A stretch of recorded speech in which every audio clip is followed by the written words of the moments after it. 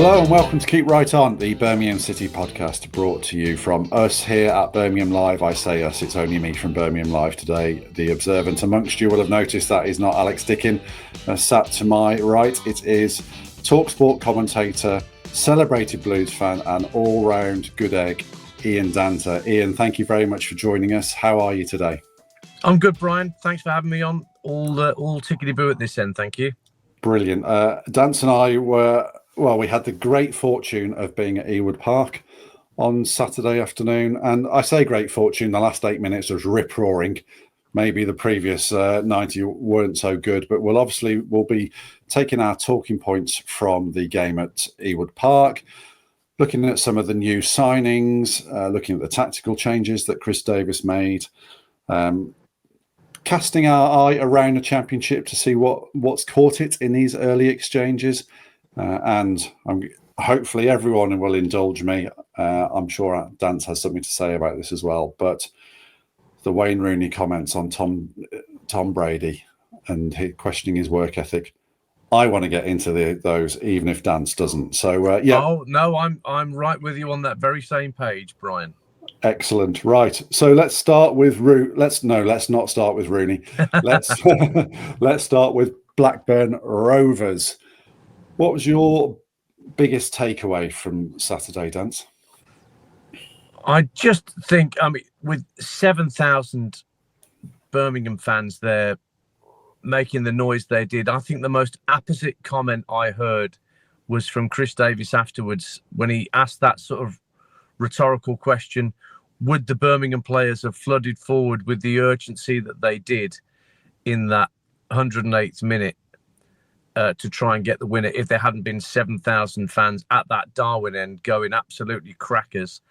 And he said, I'm not sure that they would. And he might have a point if it had been 2,000, 3,000 fans in there. The atmosphere that the Birmingham fans created, and bearing in mind where you and me are sat, we're sat in that press area in the Jack Walker stand at Ewood Park. Very rarely could you hear the Blackburn fans in the Ronnie Clayton end. It was all about the Blues fans before, during and after the game. Just sensational work from those that made the trip. That's the thing that stuck in my mind most of all. It was Bolton-esque almost, wasn't it? I know the stakes were nothing like as high, but just the bedlam that ensued when Dyke scored what we all knew would be the winner then. It just that reckless abandon, the limbs, I suppose, the young people would call it. I used that word in commentary, I have to say, and I did call it. I did risk it by calling it as the winner in commentary. You shouldn't really do that. It's a bit of a faux pas as a commentator to say with the winner, because anything could happen. But it just felt so climactic. It felt so the finality of it. Just so impressive. For the players had that desire. When Stansfield scored the penalty, the ball was grabbed. They're back on the halfway line before you know it. They're not just thinking about taking a point and having 2 points from 2 games. They've got that mentality, that mindset. So the collective of management and staff down to players and fans, so unified. It was just a pleasure to witness. That's my big takeaway, actually, Dance, is Birmingham City, this team have become used to winning football matches. And as you say, when they got the equaliser, it wasn't enough.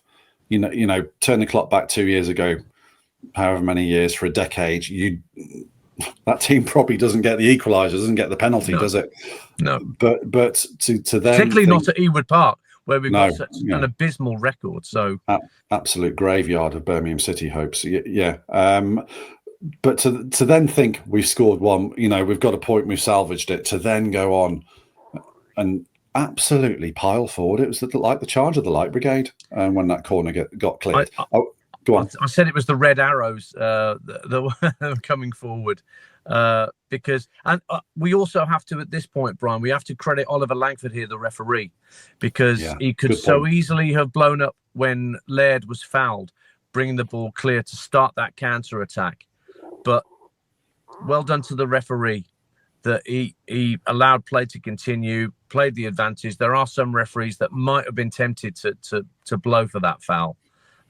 So we should be, tipping the hat a little bit. Officials get a lot of clog, particularly. I mean, the referee last week at St Andrews at home to Ipswich came in for a lot of criticism for the way he started the game and sort of backed himself into a corner with the way he was awarding silly free kicks. So you have to immediately highlight the good stuff. And as you know, Brian, I love the fact that we are in a VAR-free zone in the EFL and in the Championship. So I think referees need to have the courage of their convictions more to make those correct decisions and not be using Stockley Park as a crutch, as I think other referees do in the top flight. Yeah, indeed. I don't think Gavin Ward got enough criticism for his handling of the Sheffield United game, to be honest with you. I thought he had a really poor game. A lot of stuff. I didn't see that, but I'll take your word for it. Yeah, a lot of tackles that, weren't punished hard enough on Blues players. But you're absolutely right.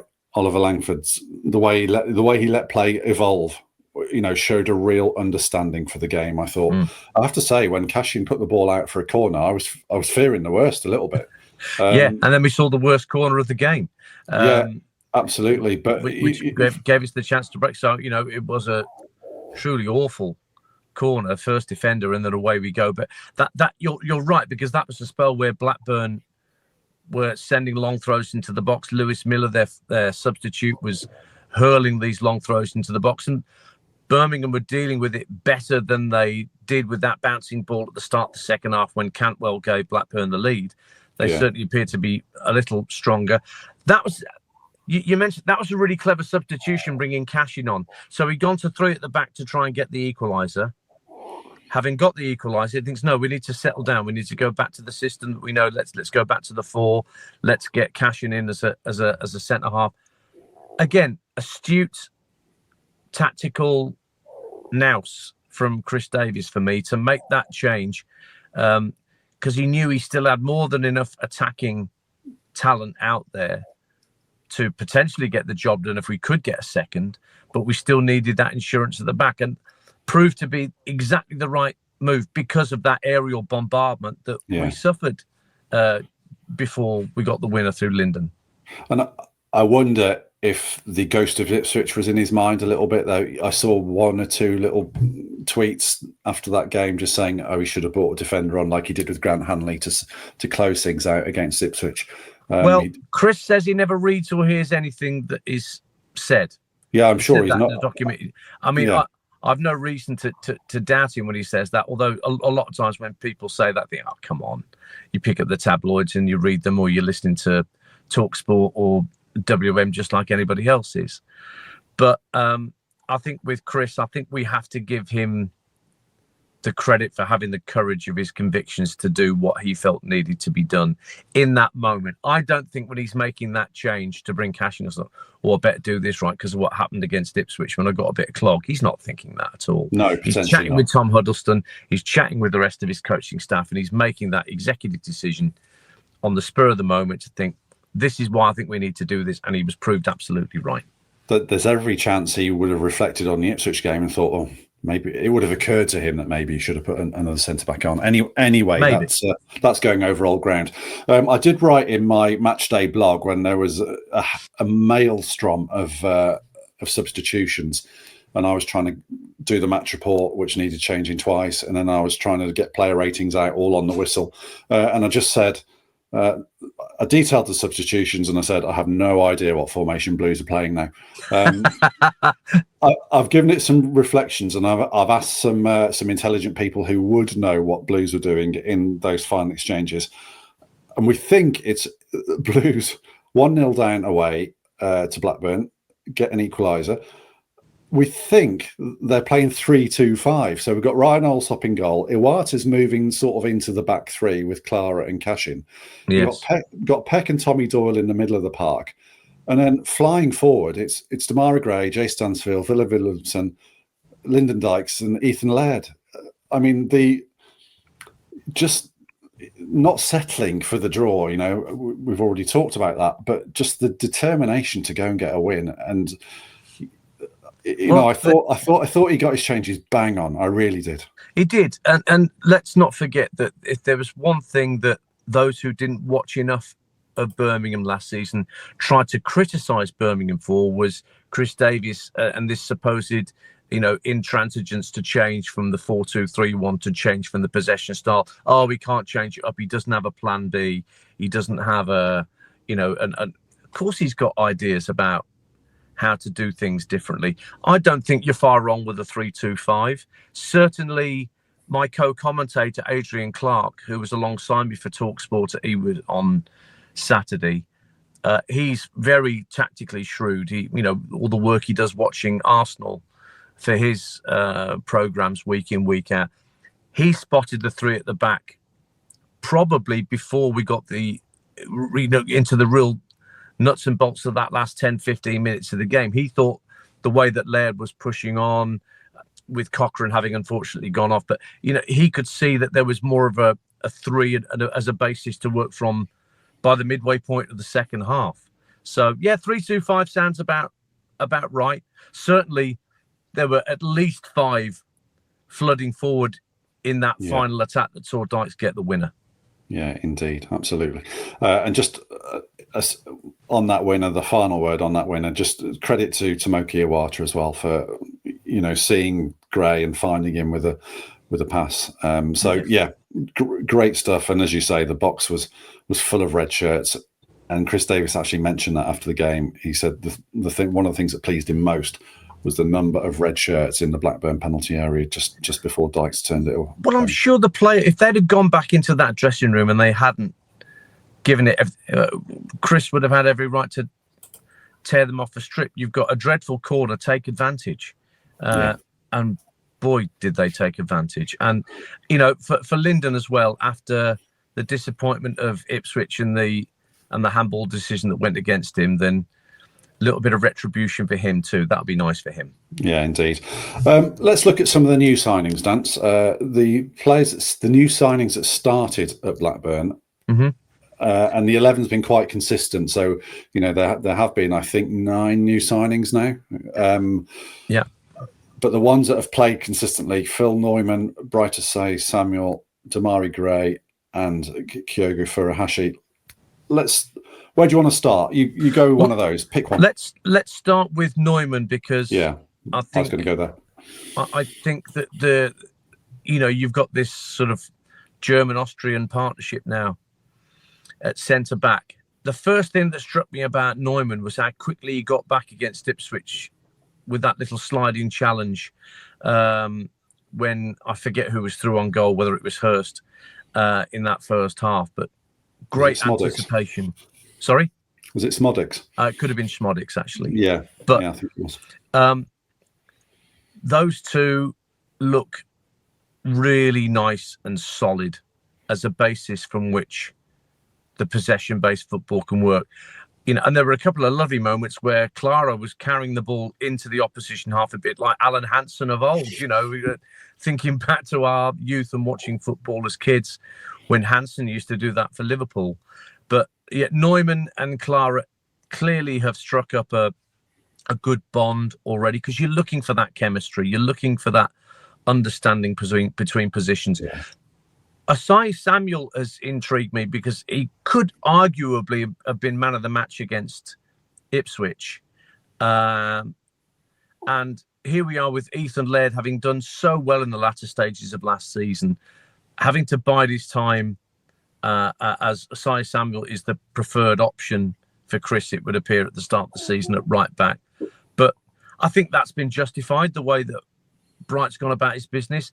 The only blot on the copybook was the early yellow card on Saturday, which might have inhibited him a little bit.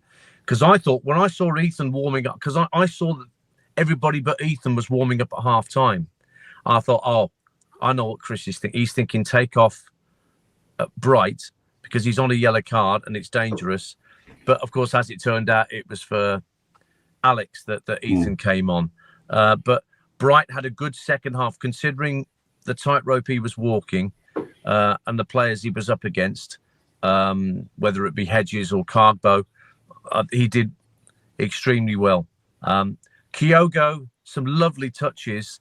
There was one ball he brought down out of the sky at Ewood in the second half, like he got carpet slippers on. But I think Hyam and McLaughlin, the two centre halves at the back for Blackburn, were pretty tough and obdurate and hard to get past. Yeah. But that's not to say you can't see that he's trying to pull defenders out of position. You can see exactly what he's class. He's got a football brain about knowing how to unsettle a back four or a back three. That's great for me. I love to see all of that. So Kyogo may have not got a goal or assist, but he's a team player. There's no doubt about that in my mind. Yeah, I'll pick up on Neumann. Is it too big a shout to say he gives me Mickey van der Ven vibes? You know, he's big. He's very, very quick. I noticed in the first pre-season game away at Burton, I thought when Fabio Tavares scored the only goal of the game, he got away from Neumann, and I'm thinking, oh, this bloke's supposed to be quick. And you know, Neumann had a lot of ground to make up, and he just couldn't get there in time. But I'm thinking, oh dear, I'm not sure about this. Then, as you say, the tackle against Ipswich with chasing back with Smodic, and then again, Clara gave the ball away on Saturday on halfway. That's right, you did. And Todd Cantwell's racing away, and Neumann and Iwata. To be fair to Iwata, he took ground out of Todd Cantwell and just snuffed out the danger before he could get a shot off. So Neumann, for me, is looking like, you know, it's a perfect combination of speed and size and having a quick. Do you know what it reminds me of at the back when we had sort of Kenny Cunningham as an Upson, you know? Yeah. There's a certain similarity to that sort of dovetailing of styles of centre half. They're not exactly the same. I'm not saying that, you know, Clara is one and Neumann is the other, but just that idea of a partnership whereby you've got really distinct traits that each player brings, and it combines as well as it clearly has so far between Neumann and Clara. Long may it continue. Neumann is, for me, looking like a Premier League quality defender, and having a centre back with that much pace enables you to do so much with the defensive line. You can push it right up. Well, you know, what you don't want to leave space in behind. Sorry, go on. Yeah, what you don't want to be is a centre half that has to use your pace all the time because you get yourself in trouble. People used to accuse Rio Ferdinand of that, didn't they? A lot that, you know, a lot of his saving tackles were because of problems of his own making. Yeah. But as you say, with Clara giving the ball away when he did, then Neumann to come in and tidy up the situation with, let's face it, a minimum of fuss without giving away a free kick, getting the ball back so Birmingham can start possession again. That speaks volumes, I think. Yeah, indeed. Kyogo, I thought he struggled to impact the game on Saturday. I thought he was exceptional. His movement was exceptional against Sheffield United. And, you know, he probably should have scored 2 or 3 in that match. Again, Ipswich, he looked a real live wire. I thought he just looked a little bit flatter or maybe a bit jaded. I would say in his defence, a mitigating factor would be Blackburn's centre-backs didn't hold on to the ball in the way that Sheffield United's did. So when he did close, inevitably the ball was gone. Yeah. So that took away from his game. I don't think the pitch was heavy, or it was dry and it was slow. And a couple of the players that spoke to after the game mentioned the fact the ball wasn't moving, and I don't think that helped Blues find Kyogo in areas that he wanted to be in. Yeah, interesting point. To be in either, but I just thought he looked a little bit jaded. But other than maybe the final touch against Sheffield United, I've kind of fallen in love a little bit with Kyogo because, as you say, he just looks such a clever footballer, and his ability to find space is tremendous. Yes, exactly that. He's got all the attributes you would want to play the role that he does. And what's going to be important is that he and Jay continue to develop an understanding about what works in terms of whether they actually switch roles during the game between being the 10 and the 9. So yeah, lots of good things Well, so there's not many negatives I can pick out of that performance against Blackburn. Yes, we went 1-0 down, but we had, largely speaking, controlled that first half. Yeah. It wasn't massively fluid, and I didn't think they passed with the tempo that they maybe had in the previous two games. But No. every championship match isn't going to be like that, and Blackburn away is not going to be like that, is it? No, although Blackburn aren't the long ball team that people suspect they would be, given that it's Valerian Ismail in charge. Everyone's, they're just going to hit it because they've got a Japanese international up front, Ohashi, who is a very similar build to Kyogo. So although you're right, Hyam and McLaughlin were getting rid of the ball relatively quickly, but they weren't just hoofing it any old way. No, that's fair. Yeah. So Kyogo probably had his work cut out, covering more ground than without really any reward for it than he would have done against the Blades or against Ipswich. But it's funny, whilst I'm doing commentary and I'm being straight down the middle for the benefit of Blackburn listeners who'll be tuning in, because you've got to, that's the way it should be. You've got to be professional about it. But I always felt that Birmingham had it in them to at least get a goal back. Even going late on, I wasn't getting that subconscious sinking feeling. It always felt to me like the potential was there because we were still doing the basics right.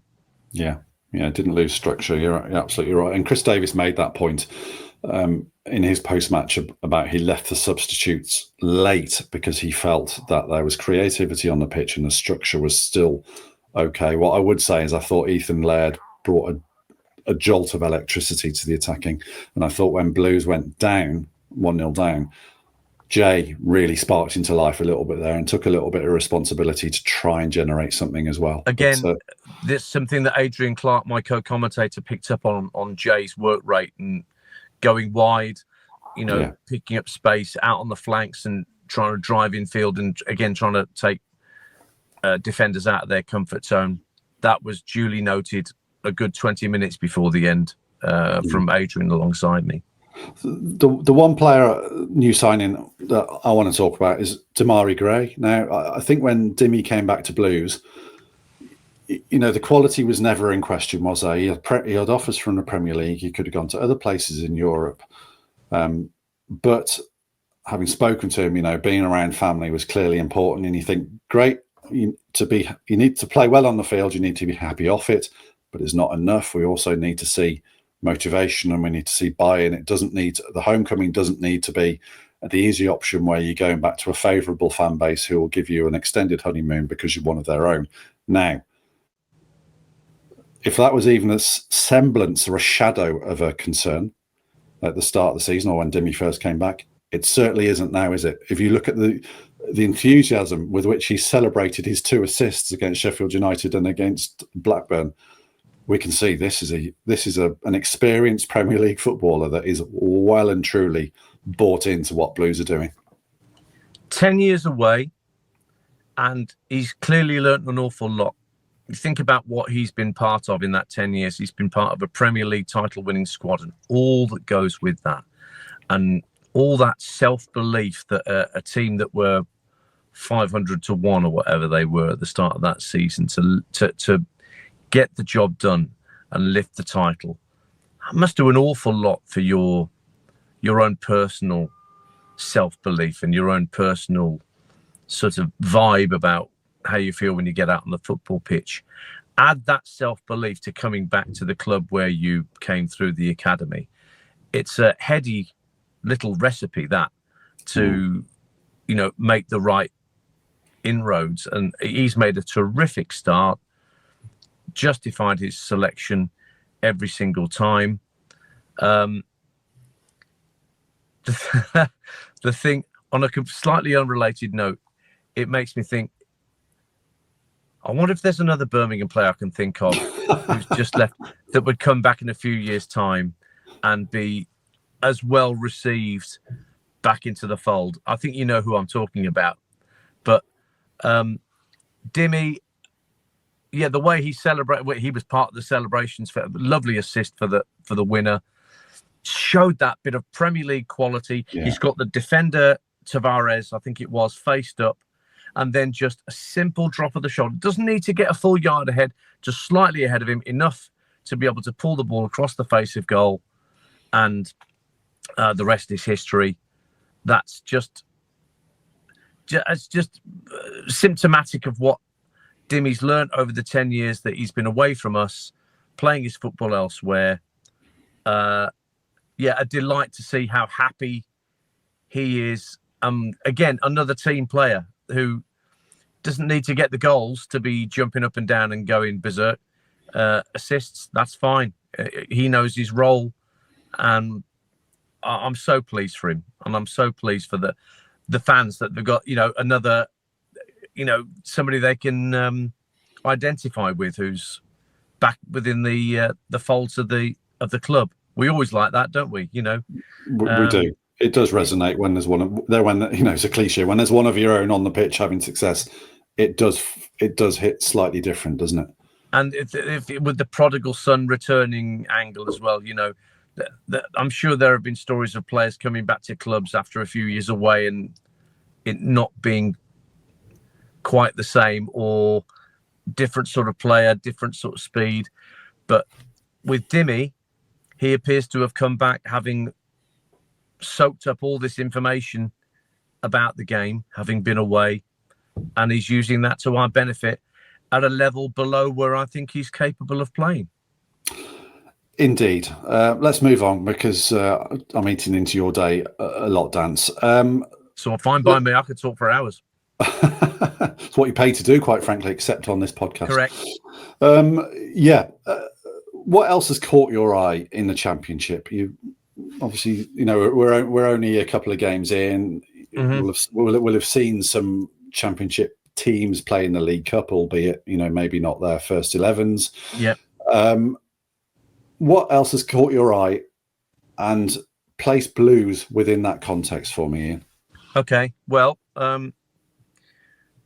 when I looked at the Championship, before a ball was even kicked, not only was I thinking of the challenge that the relegated sides would place to Blues, but also how much of a challenge those teams who frankly should have done a whole lot better last season in the Championship, what they would pose to Birmingham, because that means you've not just got 3 teams to get past to get above them in the table. It could be as many as 8 or 9.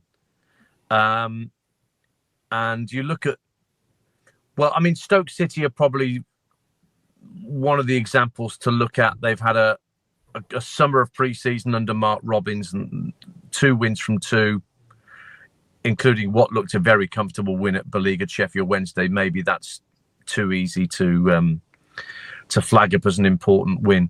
But Stoke, West Bromwich Albion, I saw West Bromwich Albion against Blackburn first weekend of the season.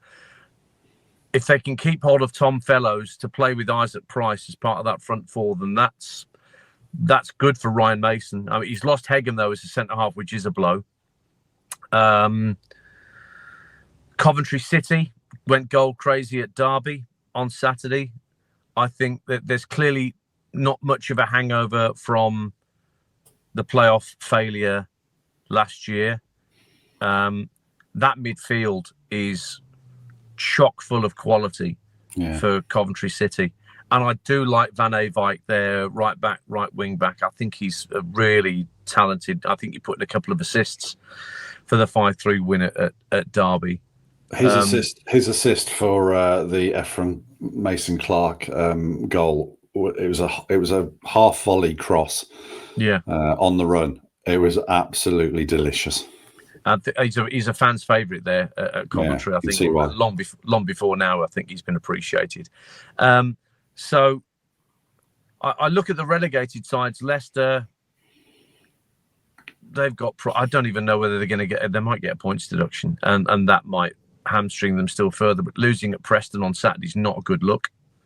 Southampton, I saw in the cup at Northampton, and didn't really stir the blood too much, although Will still had made a number of changes, But if they lose Manuel Fernandes, who is being linked with moves away, that will be a problem because he's their creator in chief, definitely in their attacking midfield.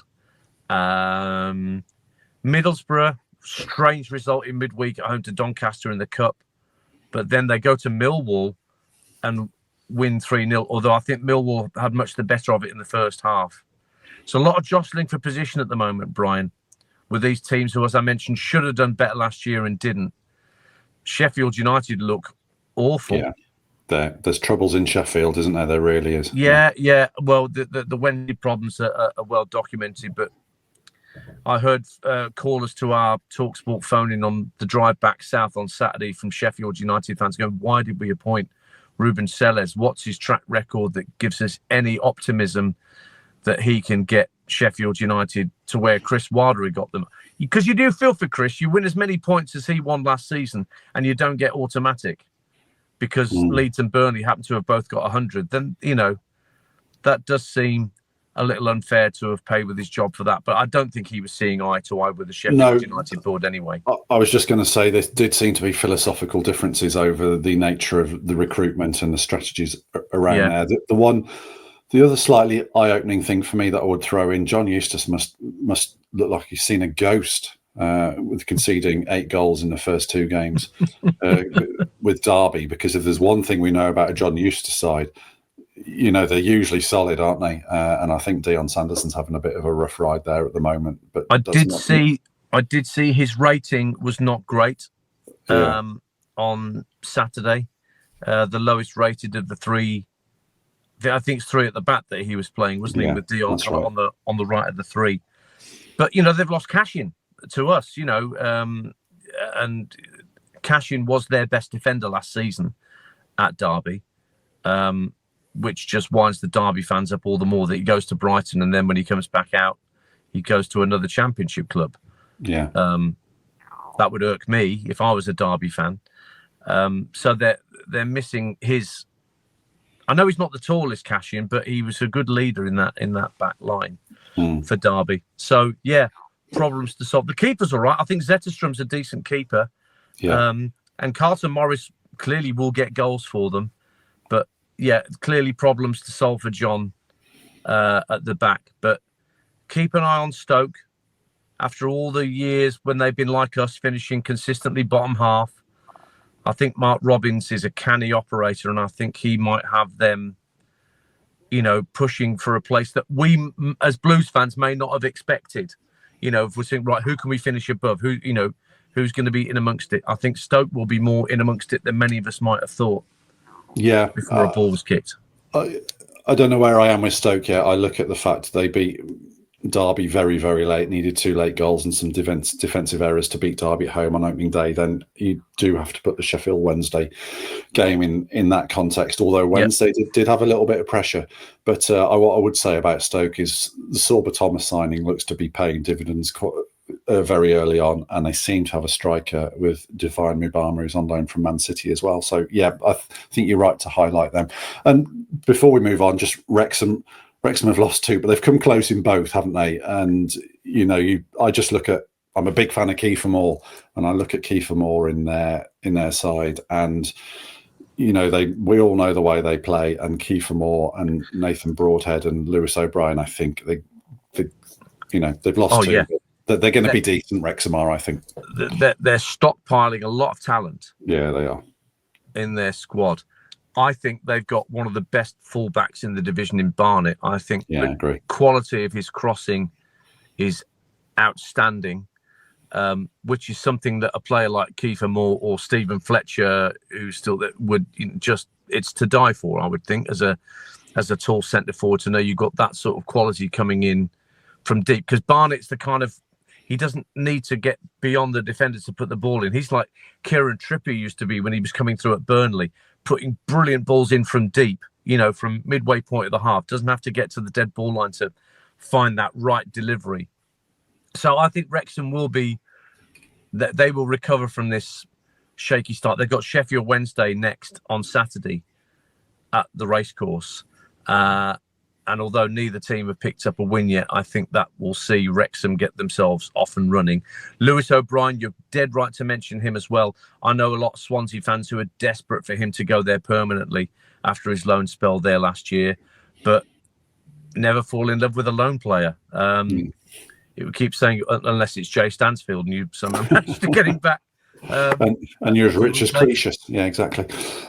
Just to put that in a Blues context, I'm really encouraged by what I've seen from Blues in the context of Stoke started well, Borough started well. You're right to mention Albion. I think Blues, it's only 2 games, and I'm not going to say when they get promoted like Alex Dickin would, but I do like what I've seen from Blues. They're recognisable to what they were last term, and we saw on Saturday the players they brought in, Demarai Gray, just that little bit of Premier League quality and physical and technical quality. Well, let's not forget, to create a moment that wins a match. Let's not forget that we all knew, us Blues fans last season, that what we had was a championship squad at League One level. Yeah, that's fair. We knew intrinsically that. Yeah. So the fact that they've settled as they appear to have done, it shouldn't be a great surprise to us, or indeed anybody that likes football and knows football would have looked at that Birmingham squad last season and said, well, of course they're going to get 111 points with those players and that outlay. But that's no substitute for the in-game management that you need when you step up a level. And after all the years of crud that we've had to suffer in the Championship, you think of going to Blackburn last year when Wayne Rooney I think he'd lost, that was his 6th defeat in 7, I think, when they went to Ewood Park. Yeah. And it was a 4-2 defeat, and it just felt awful, didn't it? It just felt, here we go again. So to go to Blackburn on Saturday, again, with that incredible travelling support and get the result that, our performance earned that result. There will be slip-ups. It's the Championship. There will be a daft result that comes along, Brian, at some point. Hopefully it's not Oxford with Gary Rowett returning next weekend, where you slip up. Oxford are going to be one of those teams who are going to be very much like a lot of the teams that we faced at League One level at St Andrews last season. Their ambition will not be as great as... Mind you, I was surprised by Ipswich's lack of ambition. Yeah, me too. Yeah. But I think proportionately speaking, we'll see more teams leaving space for us to exploit at St Andrews this year because of who they are and what they've got in their armoury. But I think Oxford might be a little bit more circumspect. I think that they might be a little bit more cautious in their approach. So that might be something for Blues fans to take in. We might be going back to a lot of those games from last season where it was pass, right to left, shift, try and find that opening and then look to exploit that opening as much as we can. You mentioned him there in your answer, Ian. Mr. Rooney, for those of you who haven't seen it, I'll just read out his quotes. Obviously, in the documentary, Tom Brady expressed concerns about Rooney's work ethic, and Rooney now has a new podcast. I can't believe I'm giving it a plug, but there we go, with the BBC. And he's asked by the excellent Kelly Summers regarding Tom Brady's comments.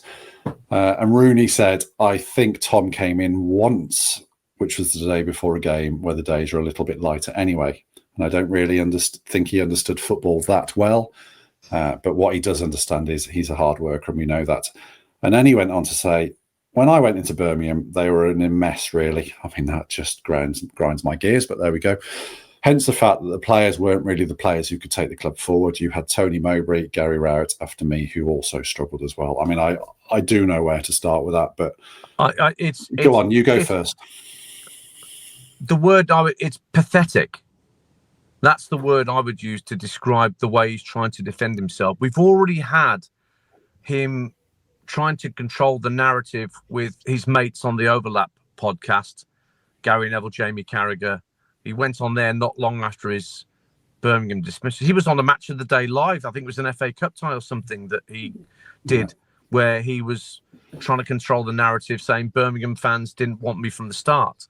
I think that was his line, which was, again, utter rubbish. Any travelling Birmingham fan will tell you how often they sung his name in those early weeks to try and give him and the team encouragement. Now, Tom Brady may not be as au fait with the beautiful game as we are, but if he can smell something that's not right and he's pointed it out, I'm inclined to, okay, now why has he said that? He's not just said that on a whim, because this is the guy that they brought in. This is their guy that Gary Cook, Tom Wagner, Tom Brady agreed to bring in. So if he smells a rat, something's not right, as early as he did, that's pretty significant to me. Dance, it's inexplicable that Brady's popped in once on a down day and thought, oh, there's not much going on here, and then that's been his only involvement and in his assessment. Well, we know from that documentary that Tom Brady, has been watching games at all hours of the day and night. He's regularly on the phone to people at St Andrews. That's not his only interaction. He hasn't just popped in on a down day and thought there's not a lot going on here. No, and also as you referred to suggest that Tony Mowbray and Gary Rowett struggled the same way that he did is, again, entirely incorrect. Until Tony got his illness and sadly had to step away, I think we were all a good deal more positive about things. And then we had that short spell under Mark Venus where it all kind of fell apart again. Gary came in, and those last 4 or 5 games, we did our level best. And actually, were we 5 unbeaten at the end of the season? I'm trying to remember. It was something like that, wasn't it? Draws and wins. There was an unbeaten run, yeah. I'd have to check it. I'd have to check it. But Gary run 3 of 8. And Wayne Rooney he'd have loved to have had a run like Gary Rowett had in the last 5 games in the season. He won 2 games in 15. It's the lowest win ratio of any post-war manager. Lower than Zola. And Zola, although I actually felt a bit, I think Zola was probably a bit unlucky in some respects with his spell in charge. I'm not sure it is. I think Zola was 2 from 20, 22, 23, something like that, wasn't it? Yeah, well, it might be, but I think it was on a par with Zola, definitely. Certainly on a par with Zola, but I find Wayne's insistence on rewriting history to suit his own ends incredibly frustrating, because the frustrating thing is his word, because he is England's record goal scorer and an incredible player, his word is taken as gospel because of what he's done as a player and what he's done as a manager at Derby County, DC United, Birmingham and Plymouth is almost disregarded in the narrative. Yeah. Because Wayne Rooney said it, it somehow carries weight. Not for me, It doesn't. No, at the risk of we are going over old ground, but my buttons were pushed, and it's our podcast, so I'm going to talk about it. Just to finish off on that, Birmingham City were not in the mess when he arrived. They were 5th, stroke 6th. If we just take that again, he might, in his defence, he might have been referring to the structure of the club's finances or the structure of the stands, or the playing squad, maybe. Yeah, the playing squad, maybe, but. As you say, we were 6th when he came in. Yeah. So in terms of their position in the table and their strength in the table, mess is completely the wrong word to have used. Right, Dance, I'm going for a lie down now. And I recommend you don't drive anywhere for a good 20 minutes until you've calmed down. Thank you very much. Dance, just tell everyone where we can find you in the next few days, please. Well, I'm actually going down to Plymouth tomorrow night for a League One encounter. I'm going to be reporting for talkSPORT on their game against Leyton Orient, and they've not started well, Plymouth, under Tom Cleverley, having been relegated. So the Rooney hangover, Muslich hangover continues, if you want to continue the theme. And then I'll be at a game on Saturday. I think it might be Wrexham, Sheffield Wednesday, where I'm going on Saturday afternoon for talkSPORT 2, because we now do EFL commentaries lunchtime and 3 o'clock every Saturday on talkSPORT 2. So we had Birmingham just gone, which was a pleasure to be at. I don't choose my choice as to where I go. I go where I'm told to go. So I think it may well be Wrexham Sheffield Wednesday on Saturday. Two teams who've yet to pick up a point. So let's see whether Wrexham can get themselves going. But you can always find me on at talkDance on the old X thing or Instagram. And I've also got a Monday night music show on Planet Rock, playing 4 hours of classic rock tracks, classic and current stuff, little parody songs for a bit of fun. For those that remember my days on BRMB and Heart, I used to do silly parody songs there, still do them now. Although they're a bit more niche these days, Brian. They're a bit more classic rock orientated than pop music ones that I used to do. Brilliant. Dance, thank you very much for your time. Go for a lie down, don't drive anywhere, and it's a keep right. It's a keep right on yourself on from both of us. Thank you.